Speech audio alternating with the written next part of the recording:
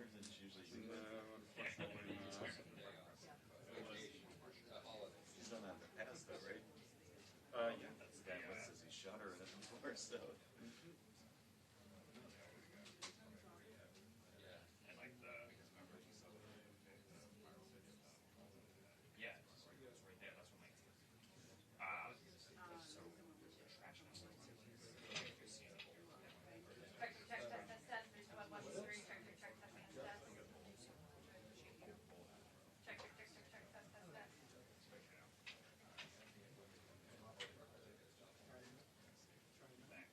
Check, check, check, check, check, test, test, test. 3, 2, 1, 1, 2, 3. Check, check, check. 3, 2, 1, 1, 2, 3.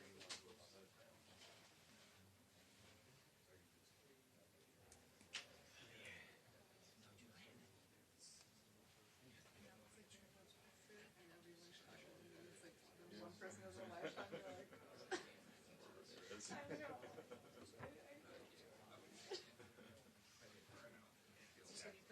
We understand. Yeah, we feel for you. I hated speaking in front of people when I was in high school. Yeah. And here you are.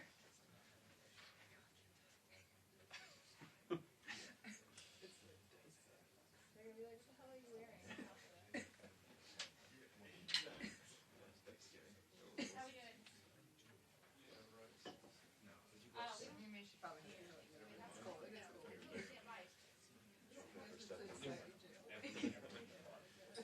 Somehow doing this is like we're all from other press than anything.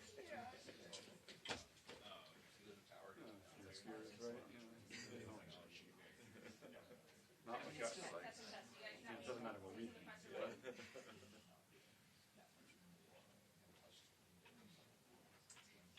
We've all been there, though. I know at this point.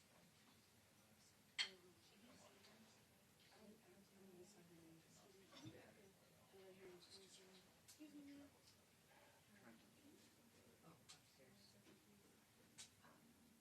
do you need? Sure. We got it, we're good.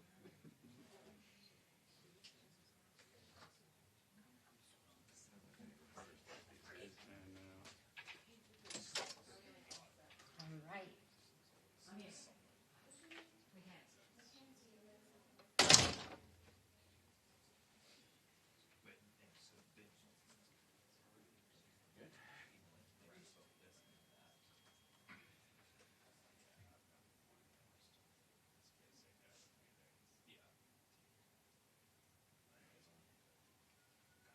Well, ladies, we actually have now moved, so we are in the office of the U.S. Attorney for the District of Columbia, and as soon as that news conference begins, I will step out of the way, but right now, yes, at any moment that could begin with the U.S. Attorney for D.C., that is Judge Janine Pirro. We also have National Guard leaders, the FBI, D.C. Police, and D.C. Mayor Muriel Bowser. Now, just to recap here, we were on 2:15 yesterday, just blocks outside of the White House, when authorities say a targeted shooting, an ambush happened here on 2 National Guard members that we learned are from West Virginia. This was just outside of the Farragut West Metro Station by 17th and I Street Northwest. Now, this morning, Fox News is reporting, that is our parent station, reporting that through sources, the suspect worked with various United States government entities, including the CIA, as a member of a partner force in Afghanistan. They're naming that suspect through sources as 29-year-old Rahman Ullah Lakhimwal,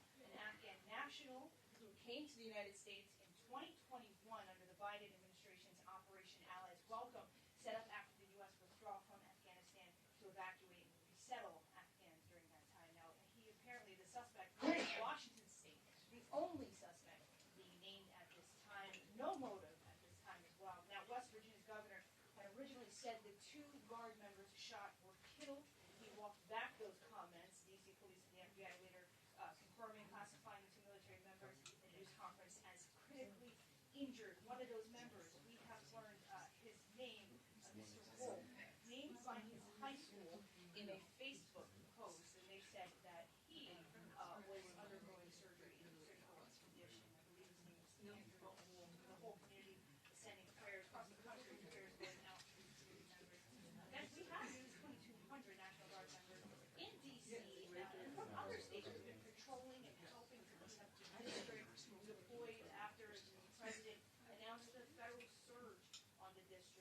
since August, we've seen them across the city. A judge recently ruled that deployment illegal and gave the Trump administration until December to appeal. In the wake of the shooting, the president is now planning for 500 more National Guard troops to be deployed to the district. The Joint Task Force, we hear from them an update. And they also tell us, guys, the numbers of members and what they're doing. That also includes the education process. It looks like the officials are going to walk in right now, so I'm going to step out of your way so we can get started.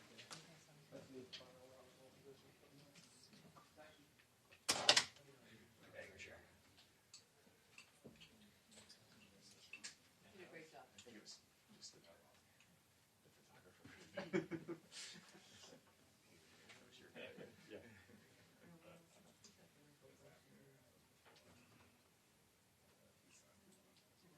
Oh, okay.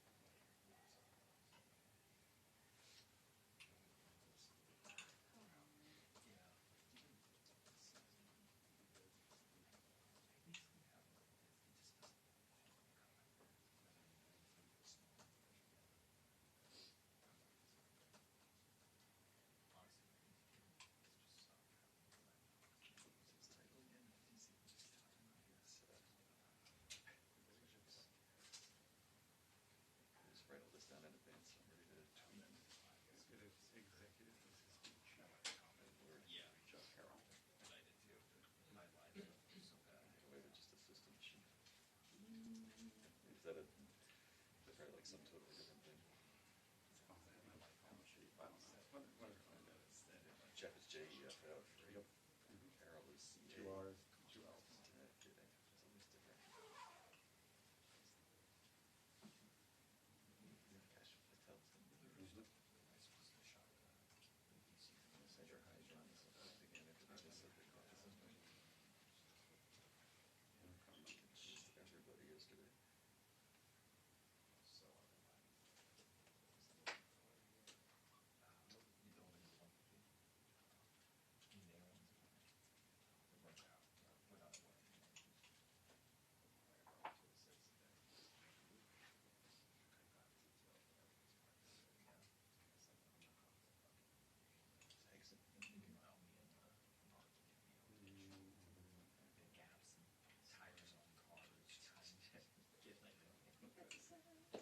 Damn it.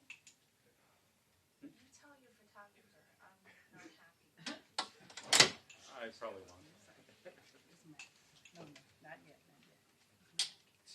Mac. Where's Mac? I've seen him.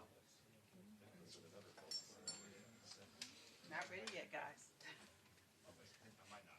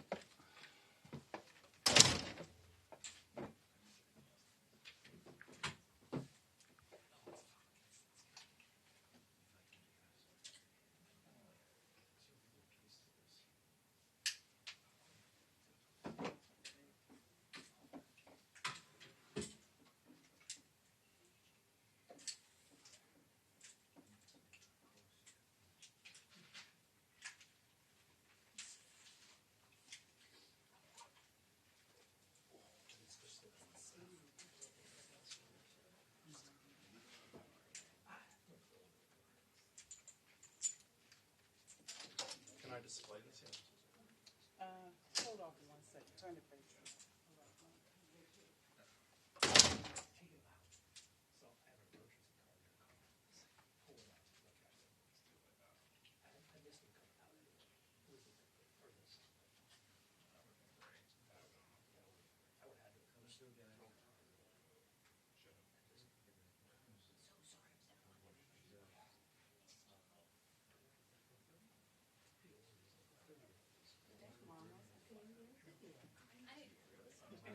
Not so I'm doing. Obviously. You hear me echo now? Oh,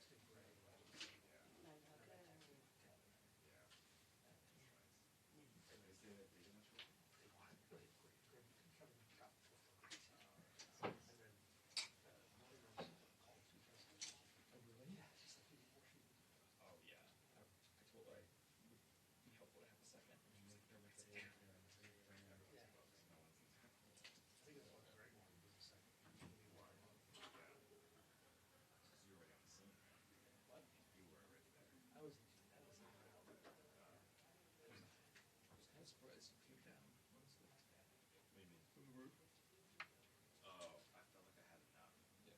up there. So I was like, I need to get down before they close up on me more. Yeah. There's stuff still? Playing on them.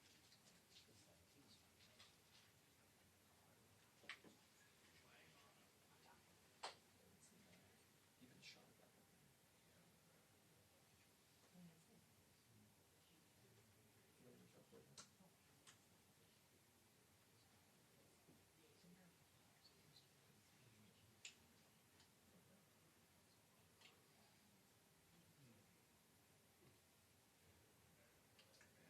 And I'm sure it's going to go for real science. Free without all the commercial BS goes there. Oh my god. Maybe those ad dollars. Did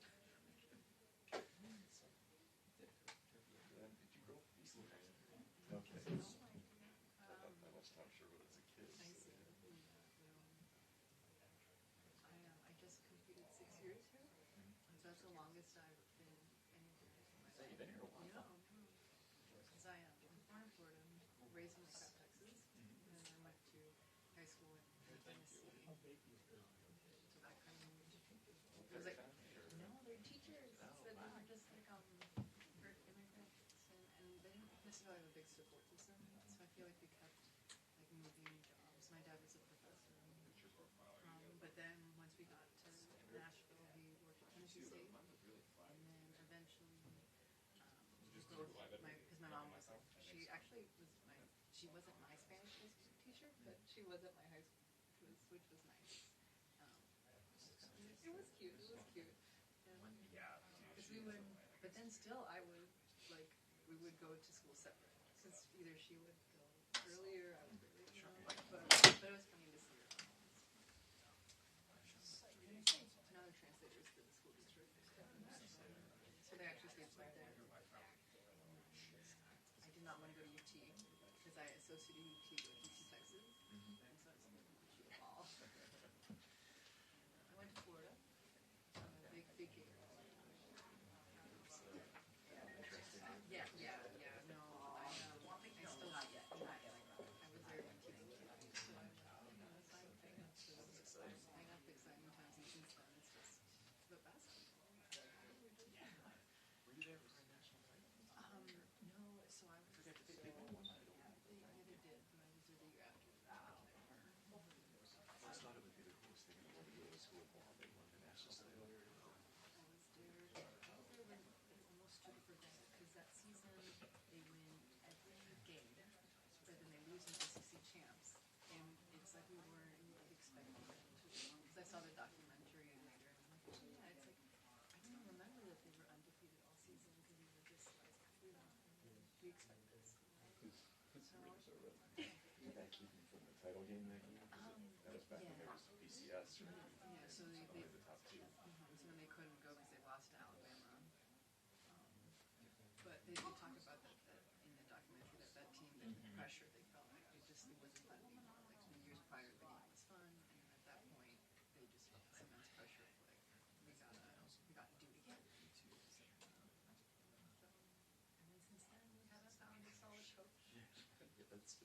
well, since the football anyway. Yeah.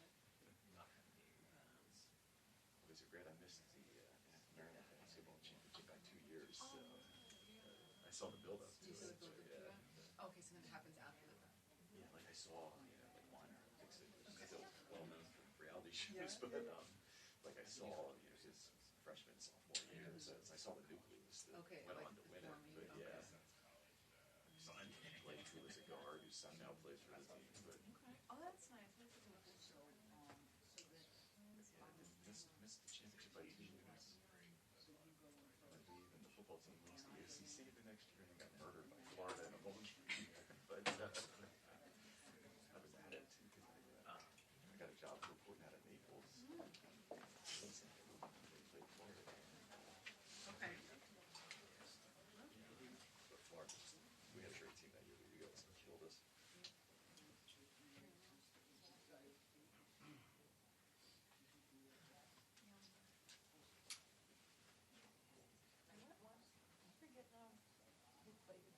You played against, it was like the New Year's Day Bowl in New Orleans?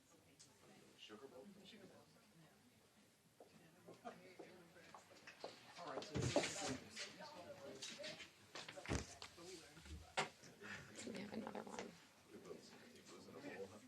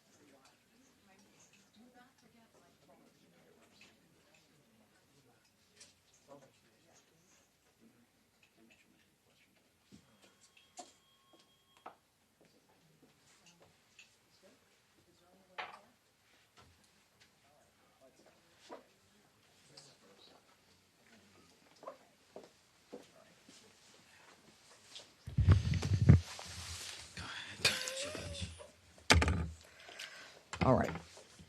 Come on, Mayor. Okay. Next to me, Mayor. All right, Alicia, you know where to go. Where's Blanchard? There he is. Okay, good. You know, it seems like we've been here before. Is this working? Is this on? Where's... It's working? All right. Thank you all for being here on this difficult day. As you know, my name is Janine Pirro. I am the United States Attorney for the District of Columbia, and I am joined here by several individuals who represent agencies who have been working around the clock since this horrific event happened. To my left, we have the director of the FBI. We have General Leland Blanchard of the National Guard. Mayor Bowser is here as well. We have Frank Saldana of the DEA, Chris Hecht of DHS, Executive Assistant Chief Jeffrey Carroll of the MPD, Darren Cox of the Washington FBI Field Office, and a Special Agent in Charge, Samuel Ward of the ATF in Washington. Now, I want to provide you with an update on the tragic shooting that occurred on two brave members of the West Virginia National Guard as they served in Washington, D.C. Unfortunately, today, as most families join together to give thanks for the blessings that have been bestowed upon them, two families are shattered and destroyed and torn apart as a result of the actions of one man. First and foremost, our hearts go out to the victims and their families. These are dedicated service members who were performing their duties in service to our nation, and they are currently in critical condition. They have undergone surgery. We pray for their well-being as they continue to be cared for in the best possible way. We have been in constant contact with their families and have provided them with every resource needed during this difficult time. The two National Guards men that we're talking about are Sarah Beckstrom, who's 20 years old, and Andrew Wolf, who is 24 years old. They were uniformed members of the West Virginia National Guard, and they were in D.C. to keep D.C. safe, pursuant to President Trump's executive order to make D.C. safe and beautiful. They answered the call, they took the charge, they volunteered, they put their lives on the line for people they don't even know. And that, unfortunately, is becoming a reality more and more for the members of law enforcement. Yesterday on Thanksgiving Eve at approximately 2:15, near 17th and I Streets in the northwest section of the district, near the Farragut West Metro Station, 2 uniformed guardsmen were ambushed in a brazen and targeted attack. A lone gunman opened fire without provocation, ambush style, armed with a .357 Smith & Wesson revolver. One guardsman is struck, goes down, and then the shooter leans over and strikes the guardsman again. Another guardsman is struck several times. Fellow guardsmen who were there responded immediately, engaging the suspect, neutralizing the threat, and subduing him at the scene. He was transported to a local hospital where he remains, as we speak, under heavy guard. Thanks to the swift and coordinated response of the National Guard and the Metropolitan Police Department, no additional victims were harmed, and the scene was secured within minutes.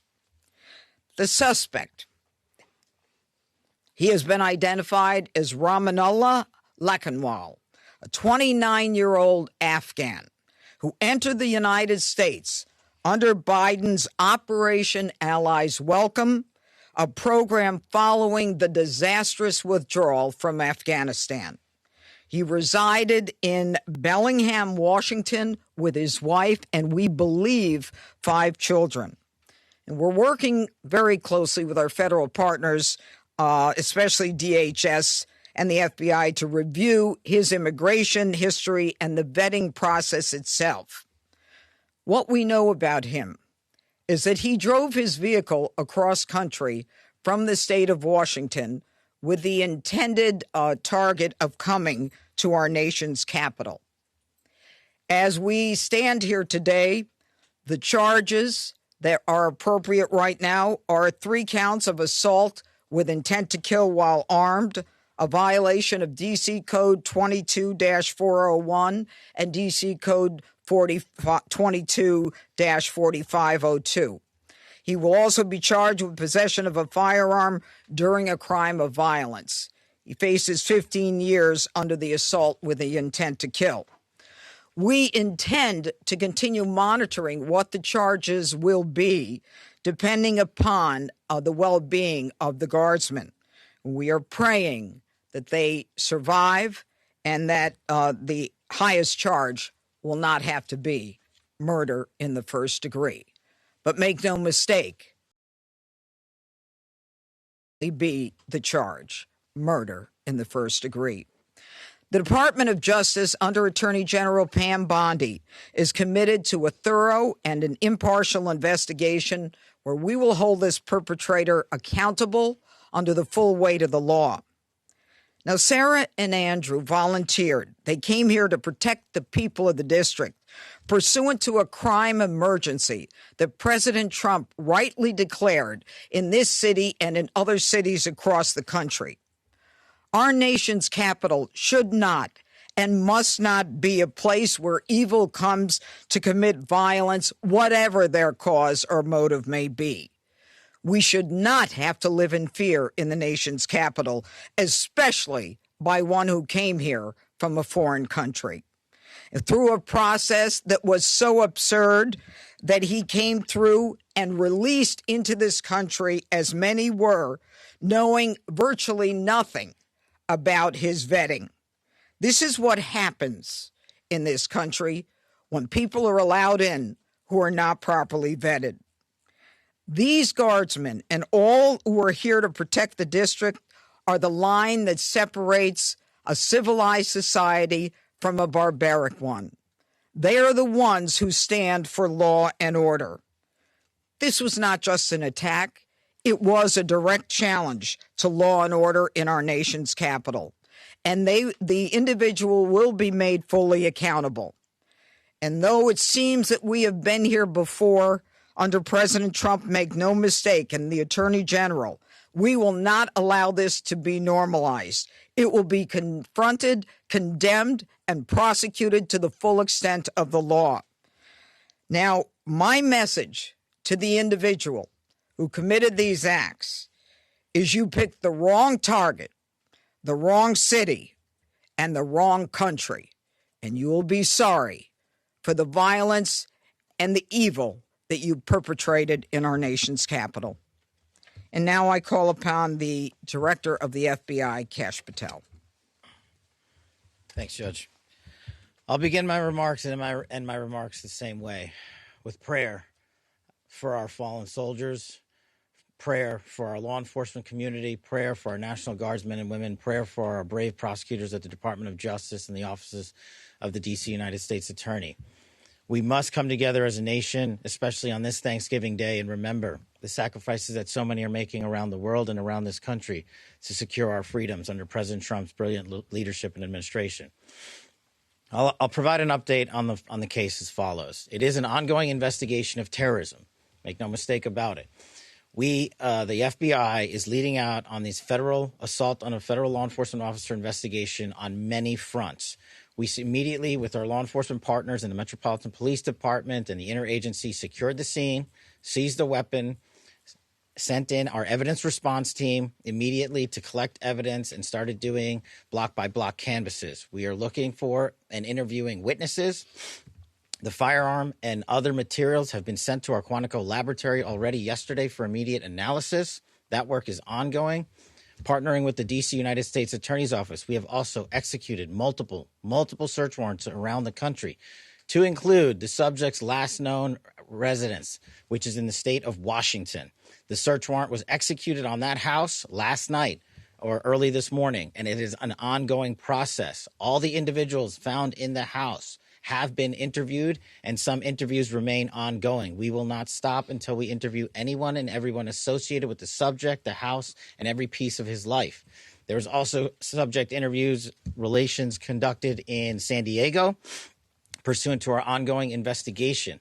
So, as the judge noted, this is a coast-to-coast investigation being led right here in Washington, D.C., and this subject definitely did pick the wrong country. And we will rise together as a nation to show the world what we do here.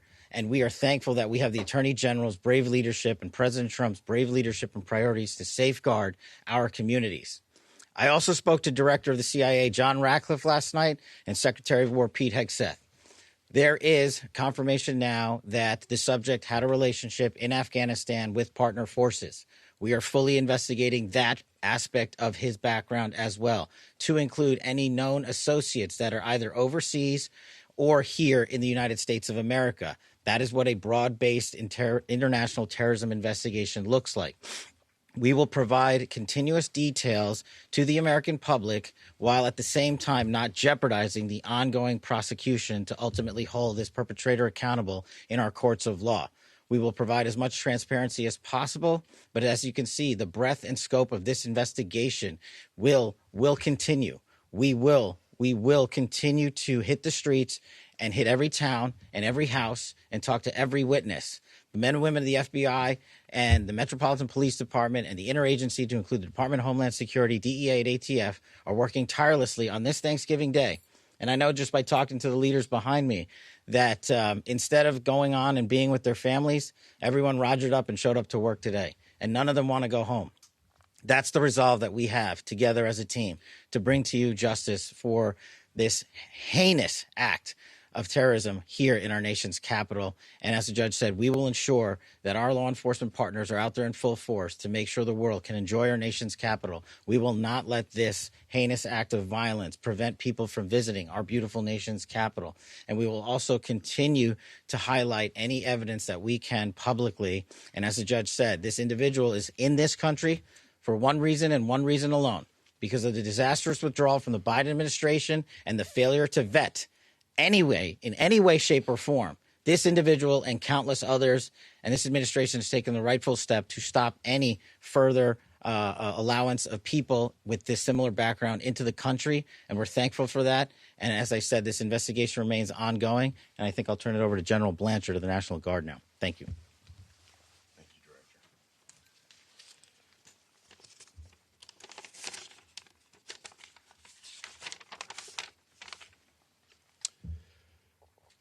All across America this morning, families are waking up.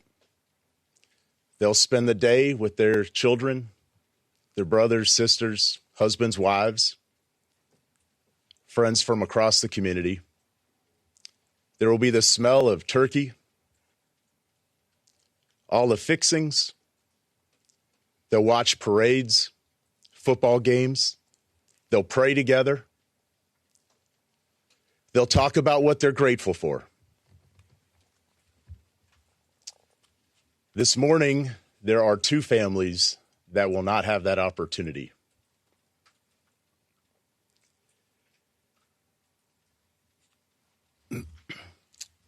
Andy and Sarah's families, they're spending the day reflecting on the past. And in the days coming, they'll reflect on and think about what could have been, what might be. Because regardless of the outcome, we know that their lives, their families' lives are all changed forever. Because one person decided to do this horrific and evil thing.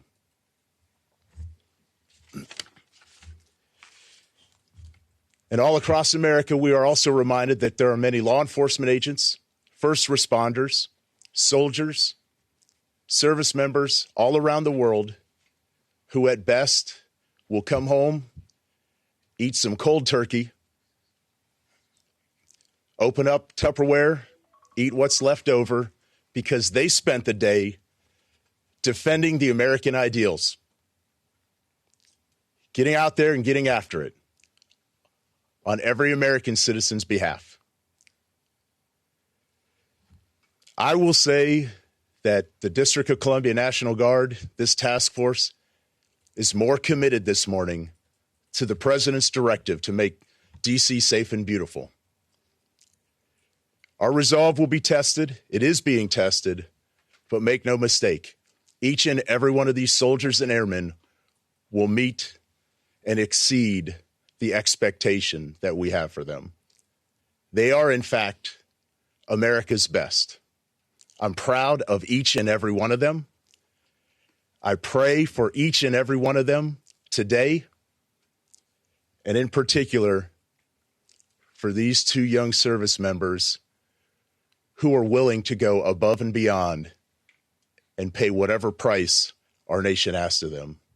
I ask every American today to keep them in their thoughts and prayers as you go about your day. Thank you. Thank you, General. Mayor, where's Mayor Bowser? Yeah. Thank you, Judge. I'm Muriel Bowser. I'm the mayor of Washington, D.C., and I want to associate myself with the remarks of our Adjutant General from the D.C. National Guard.